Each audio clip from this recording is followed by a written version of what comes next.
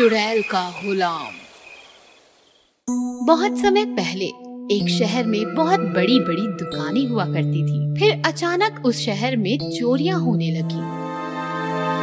भगवान, किसी ने मेरी ज्वेलरी की दुकान लूट ली।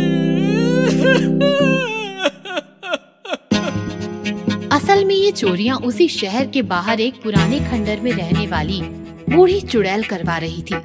उसने काले जादू से गुड्डू नाम के एक आदमी को अपना गुलाम बनाया हुआ था और वो उससे हर रात चोरियां करवाती थी। छड़ी घुमाऊं, जादू चलाऊं, अपने गुलाम से चोरी करवाऊं।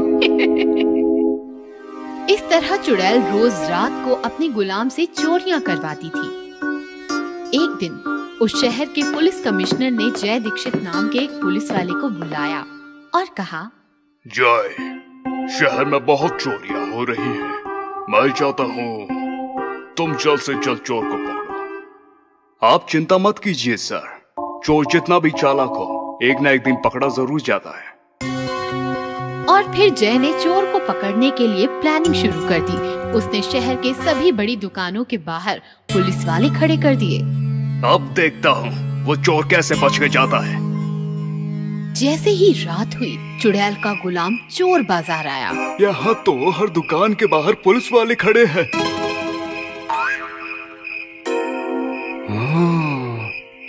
मुझे कुछ सोचना होगा। तभी उसे एक आइडिया आया। चुड़ैल मालकिन से कहता हूँ, वो मुझे जादू से दुकान के अंदर भेज देंगे। अब चुड़ैल मालकिन जी, यहाँ तो हर जगह पुलिस वाले खड़े हैं, अब आप ही कुछ कीजिए। छड़ी घुमाऊं, जादू चलाऊं, अपने गुलाम को दुकान के अंदर पहुँचाऊं। चुड़ैल के ऐसा कहते ही चोर गायब होकर दुकान के अंदर आ गया। यहाँ तो बहुत सारी सोने की ज्वेलरीज हैं। इतना सारा सोना देखकर तो चुड़ैल मालकिन बहुत खुश होंगी। और फिर सारा सोना और कीमती हीरे एक बड़े से बैग में डालकर उसने एक बार फिर चुड़ैल से कहा, चुड़ैल मालकिन जी, मैंने चोरी कर ली। ऐसा कहते ही वो चुड़ैल के जादू से गायब होकर चुड़ैल के पास पहुंच गया। नहीं छोड़ूंगी कोई भी कोना, चुरा लूंगी सारा सोना।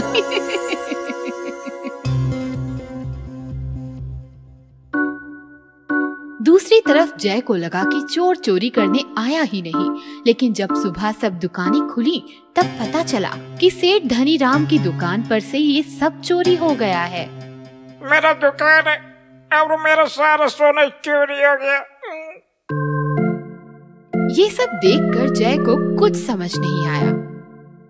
जय वहाँ से सीधे जेल में बंद एक तांत्रिक के पास पहुँचा। काले तांत्रिक, मुझे तुम्हारी जरूरत है, लेकिन तुमने मेरी काली जादुई की किताब छीनकर मुझे जेल में बंद कर दिया था, तो मैं तुम्हारी मदद क्यों करूं? वो इसलिए, अगर तुमने मेरी इस चोर को पकड़ने में मदद की तो मैं तुम्हें छुड़वा दूंगा। ठीक है। इसके बाद जय ने तांत्रिक के साथ मिलकर एक प्लान बनाया और उसी रात को दोनों बाजार में चोर का इंतजार करने लगे। बहुत देर बाद इंतजार करने पर उन्हें एक चोर दबे पांव आता दिखाई दिया। लगता है यही वो चोर है। तांत्रिक, तुम अपना काम करो। इस चोर की काली आंखें देखकर लगता है इसे किसी ने वश में किया हुआ है। मुझे इसे वश से मुक्त कराना होगा। तांत्रिक ने किताब से एक मंत्र पढ़ा। तांत्रिक की किताब में जादू, किताब के जादू, उठा दे इसके आंखों से जादू। तांत्रिक का मंत्र खत्म होते ही गुड्डू चुड़ैल के वश से आजाद हो गया। मुझे माफ कर दीजिए। मुझे उस चुड़ैल ने वश में किया हुआ था। रो मत और हमें उस चुड़ैल के पास ले चलो। गुड्डू उन्हें चुड़ैल के खंडहर में ले आया। तुम सब यहाँ कैसे आए और तुमने मेरे गुलाम को क्या किया?